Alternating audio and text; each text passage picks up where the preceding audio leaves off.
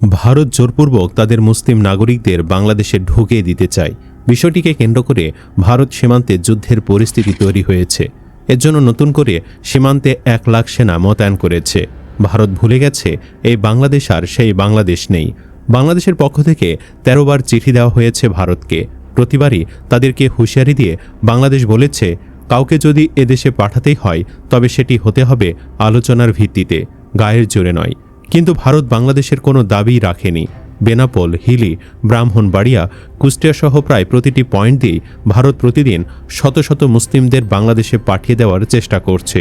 কিন্তু বিজিবি প্রতিবারের ন্যায় জানিয়ে দিয়েছে, এক বিন্দু রক্ত থাকতেও ভারতের এই স্বেচ্ছাচারিতা মেনে নেওয়া হবে না। তথাকথিত বাংলাদেশি নাগরিকদের বিএসএফের পুশিনের চেষ্টা বারবার ব্যর্থ করে দিচ্ছে বিজিবি। বিজিবি সাফ জানিয়ে দিয়েছে, 20 থেকে 30 বছর ভারতে থাকা বাসিন্দারা আচমকা বাংলাদেশি হয়ে গেল কিভাবে? ফাজলামি করেন? এত বছর আপনারা কি ছিঁড়েছেন? তারা যদি সত্যি বাংলাদেশি নাগরিক হয়ে থাকে তাহলে লিগ্যাল উপায়ে পাঠান। এভাবে রাতের আধারে লুকিয়ে কেন? এভাবেই ভারতের বিএসএফকে চোখে চোখ রেখে কড়া হুঁশিয়ারি দিয়েছে বিজিবি। ইতিমধ্যেই বাংলাদেশের সাধারণ মানুষদের মন জয় করে নিয়েছে বিজিবি। গতকালও গভীর রাতে বেনাপোলের সীমান্ত এলাকায় ভারতীয় সীমান্তরক্ষী বাহিনী 100 থেকে 150 জন তথাকথিত বাংলাদেশি নাগরিককে চোরাই উপায়ে বাংলাদেশে ঠেলে পাঠানোর চেষ্টা চালায়। তবে অস্ত্রসহ বিজিবির কঠোর অবস্থান ও তাৎক্ষণিক তৎপরতায় সে চেষ্টা সফল হয়নি, বরং ভয়ে দৌড়ে পালাতে বাধ্য হয় বিএসএফ। স্থানীয় সূত্র ও বিজিবি জানিয়েছে, সীমান্তের কাঁটাতারের বেড়ার একটি অংশ খুলে এই পুশিনে চেষ্টা করা হয়েছিল। পরিস্থিতি নিয়ন্ত্রণে রাখতে সীমান্তে বিজিবির নজরদারি ও সতর্কতা আরও জোরদার করা হয়েছে। এমনকি অস্ত্রসহ সর্বদা প্রস্তুত রয়েছেন তারা। তাই প্রশ্ন উঠছে, বিজিবি কি তাহলে সত্যিই ফিরে যাচ্ছে তাদের সেই বিডিআর রূপে? চলুন সবচেয়ে ইন্টারেস্টিং তথ্যটি দেই আপনাদেরকে। ভারত যেসব নাগরিকদের বাংলাদেশকে পাঠাতে চায় তার 95 ভাগই ভারতীয় মুসলিম নাগরিক। কারণ এই মুহূর্তে ভারতে চলছে মুসলিম নিধন কর্মসূচি। ভারত হাসিনার আমলের মতো জোরপূর্বক বাংলাদেশে তাদের নাগরিকদের পাঠাতে না পেরে খুবই হতাশ। শেষ পর্যন্ত কোনো কুল কিনারা করতে না পেরে ভারতের রাজধানী নয়াদিল্লিতে বিজিবিকে ডেকে পাঠিয়েছে নরেন্দ্র মোদী। বিষয়টা এমন যে, একদিকে সীমান্তে উত্তেজনা, অন্যদিকে কূটনৈতিক উষ্ণতা। একদিকে সীমান্তে ভারতের পক্ষ থেকে নিজ দেশের মুসলিম নাগরিকদের বাংলাদেশে ঠেলে পাঠানোর অভিযোগ এবং চলমান সীমান্ত উত্তেজনা। অন্যদিকে আনুষ্ঠানিক বৈঠকে বাংলাদেশের বিজিবি মহাপরিচালককে উষ্ণ সংবর্ধনা জানাচ্ছে বিএসএফ।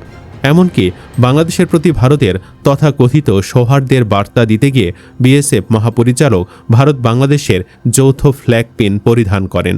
বিপরীতে বিজিবি মহাপরিচালক পরেন শুধুমাত্র বাংলাদেশের জাতীয় পতাকার ফ্ল্যাগ পিন।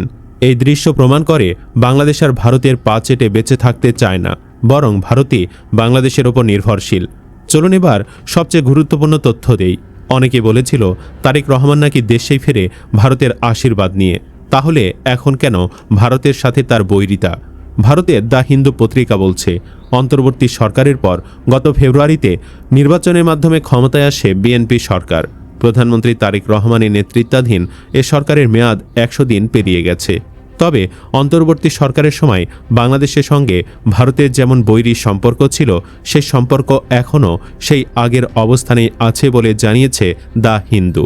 মঙ্গলবার এক প্রতিবেদনে সংবাদ মাধ্যমটি বলেছে, বিএনপি সরকার ভারতের ওপর খুশি নয়, কারণ অন্তর্বর্তী সরকারের সময় ভারত বাংলাদেশের বিরুদ্ধে ভিসা বন্ধ করা সহ যেসব পদক্ষেপ নিয়েছিল তা এখনও রয়ে গেছে। একটি সূত্র জানিয়েছে, ভারতের এইসব বৈরী আচরণ তারেক রহমানের কাছে সুখকর মনে হয়নি।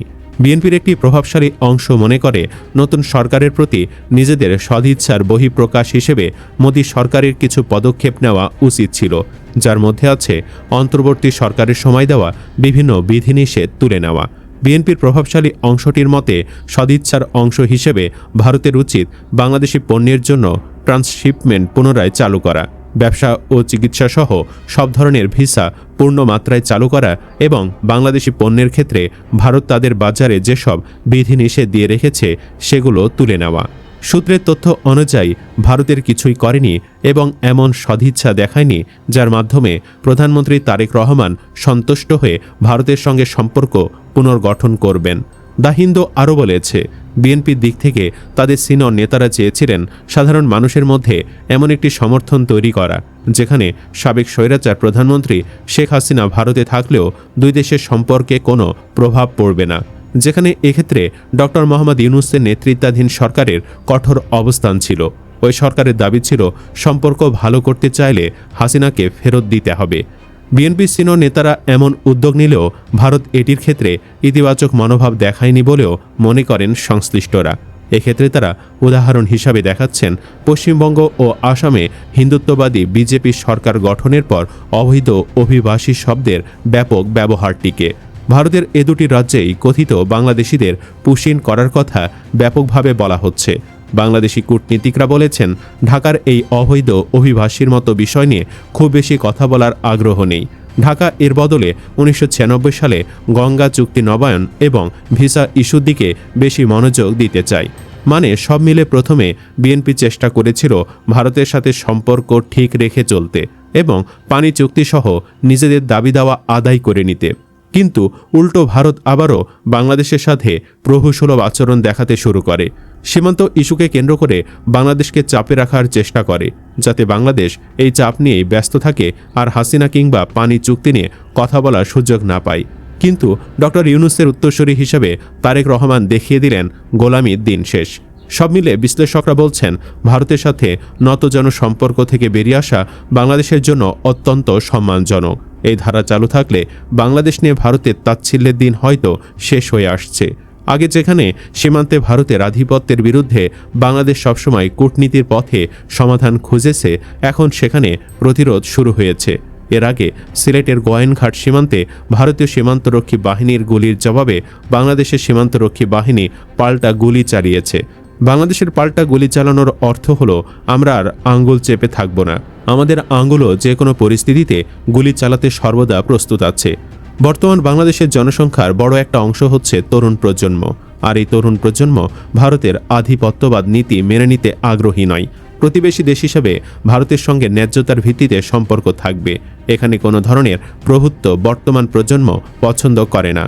1971 সালের পর থেকে বাংলাদেশের রাজনৈতিক দল ও পলিটিক্যাল নেতৃত্বের ভারতের প্রতি যে আনুগত্য ছিল, বর্তমান বিএনপি সরকার বাংলাদেশকে সেই আনুগত্য থেকে বের করে আনার চেষ্টা করছে। মূলত বর্তমান প্রজন্মের মনের ভাষা বিএনপির পররাষ্ট্র নীতিতে প্রতিফলিত হচ্ছে। ইউনূস সরকারের পুরো সময়টুকু ভারত বাংলাদেশ বিরোধী নীতিতে চললেও কূটনৈতিক অবস্থানে তা গোপন রাখার চেষ্টা করেছে। ভ্রমণ, চিকিৎসা, বাণিজ্য বিভিন্ন বিষয়ে কড়াকড়ি আরোপ করেছে, কিন্তু কোনো কিছুতেই বাংলাদেশের কোনো সমস্যা হয়নি। ভারতের চাল, পেঁয়াজ, আলু ছাড়া বাংলাদেশের মানুষের জীবন চলে, তা বাংলাদেশের মানুষ ভারতীয় পণ্য না কিনে প্রমাণ করে দিয়েছে। পৃথিবীর যে কোনো দেশের সৈন্যবাহিনী বাংলাদেশে ঢোকার রাস্তা পেলেও বের হওয়ার রাস্তা পাবে না, ভারতও পাবে না। সুপ্রিয় দর্শক, তারেক রহমানের শক্ত অবস্থান নিয়ে আপনার কি মতামত? তারেক রহমান কি ঠিক পথে আছে? কমেন্ট বক্সে জানিয়ে দিন আপনার মতামত। ভিডিও ভালো লাগলে লাইক দিন এবং চ্যানেলটি সাবস্ক্রাইব করুন। ধন্যবাদ।